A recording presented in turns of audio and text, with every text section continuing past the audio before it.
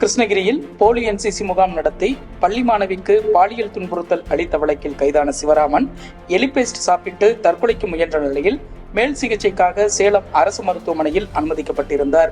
இந்நிலையில் அவர் சிகிச்சை பலனின்றி வெள்ளிக்கிழமை காலை 5:30 மணியளவில் உயிரிழந்தார். இவர் குடும்ப பிரச்சனை காரணமாக எலிமருந்து உட்கொண்டதாக போலீசார் தெரிவித்தனர். இதனிடையே சிவராமனின் தந்தை அசோக்குமார் வியாழக்கிழமை இரவு 11:30 மணியளவில் இருசக்கர வாகனத்தில் காவேரிப்பட்டினத்தில் இருந்து திம்மாபுரம் காந்திநகர் பகுதியில் உள்ள தனது வீட்டுக்கு சென்று கொண்டிருந்த போது நிலைத்தடுமாறி கீழே விழுந்ததில் தலை மற்றும் தோள்பட்டையில் ஏற்பட்ட காயத்தின் காரணமாக நிகழ்விடத்திலேயே உயிரிழந்தார் என்று போலீசார் தெரிவித்தனர்.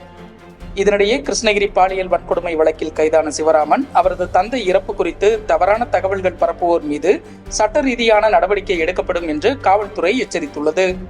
இந்த இருவரின் மரணங்கள் காவல்துறை நடத்தும் நாடகமோ என்ற சந்தேகம் எழுகிறது. சிறப்பு புலனாய்வு குழு விசாரணையில் சிவராமன் இந்த பாலியல் குற்றத்தில் தொடர்புடைய முக்கிய புள்ளிகளின் பெயர்களை வெளியில் கூறிவிடுவாரோ என்ற அச்சத்தில் அவர் கொல்லப்பட்டிருக்கலாமோ என்று பொதுமக்களால் கேள்வி எழுப்பப்படுகிறது என்று அதிமுக பொதுச் செயலாளர் எடப்பாடி பழனிசாமி கூறியுள்ளார்.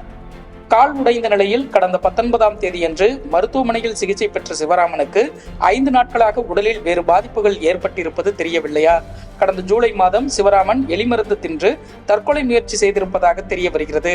தற்போது அதனை பயன்படுத்தி இந்த பாலியல் வன்கொடுமை குற்றத்தில் தொடர்புடைய வேறு யாரேனும் முக்கிய புள்ளிகளை காப்பாற்ற சிவராமன் எலிமருந்து தின்றதால் மரணமடைந்து விட்டார் என்று கூறப்படுகிறதோ என்ற கேள்வி வலுவடைகிறது என்று பாஜக மாநில தலைவர் அண்ணாமலை கூறியுள்ளார்.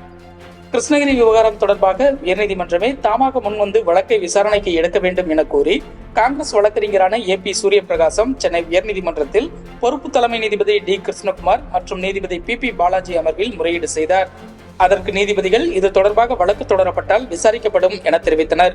இதையடுத்து வழக்கறிஞர் AP சூரியபிரகாசம் இது தொடர்பாக வழக்கு தொடர உள்ளதாகவும் அதை அவசர வழக்காக விசாரிக்க வேண்டும் எனவும் நீதிபதிகளிடம் வேண்டுகோள் விடுத்தார். போக்குவரத்து தொழிலாளர்களுக்கான 15வது ஊதிய ஒப்பந்த பேச்சுவார்த்தையில் பங்கேற்குமாறு தொழிற்சங்கங்களுக்கு தமிழக அரசு அழைப்பு விடுத்துள்ளது. தேசிய ஊரக வேலைவாய்ப்பு திட்டத்தின் தற்போதைய அவலநிலை பிரதமர் மோடி கிராமப்புற இந்தியாவுக்கு செய்யும் துரோகத்தின் சாட்சி என்று அகில இந்திய காங்கிரஸ் கட்சி தலைவர் மல்லிகார்ஜுன கார்கே தெரிவித்துள்ளார். பங்குச்சந்தையில் வர்த்தகம் செய்ய அனில் அம்பானி மற்றும் 24 நிறுவனங்களுக்கு 5 ஆண்டுகளுக்கு தடை விதித்து பங்குச்சந்தை ஒழுங்காற்று வாரியமான செபி நடவடிக்கை எடுத்துள்ளது.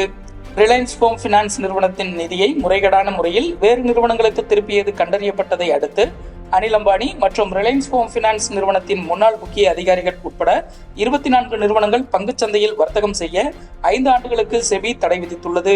மேலும் இதற்காக அனில் அம்பானிக்கு ரூபாய் 25 கோடி அபராதம் விதித்துள்ளது. பிரதமர் நரேந்திர மோடி வரலாற்று சிறப்புமிக்க பயணமாக போரால் பாதிக்கப்பட்டுள்ள உக்ரைன் நாட்டுக்கு வெள்ளிக்கிழமை சென்றுள்ளார். இதனைத் தொடர்ந்து கீவ் நகரில் உள்ள மகாத்மா காந்தியின் சிலைக்கு மலர் தூவி மரியாதை செலுத்தினார். இதனைத் தொடர்ந்து அதிபர் ஜெலன்ஸ்கியை பிரதமர் மோடி சந்தித்தார். அப்போது ஜெலன்ஸ்கி மோடியை ஆரத்தழுவி வரவேற்றார். இதனைத் தொடர்ந்து இருவரும் தியாகிகள் நினைவிடத்தில் போரில் உயிர் நீத்த குழந்தைகளின் நினைவாக அஞ்சலி செலுத்தினர். ஜெலன்ஸ்கியின் தோள்களில் கைகளை போட்டவாறு பிரதமர் மோடி ஆறுதல் தெரிவித்தார்.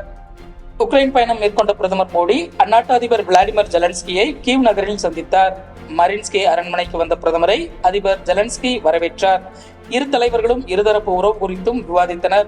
பரஸ்பர ஆர்வமுள்ள பிராந்திய மற்றும் உலகளாவிய பிரச்சனைகள் குறித்த கருத்துக்களையும் பரிமாறிக்கொண்டனர்.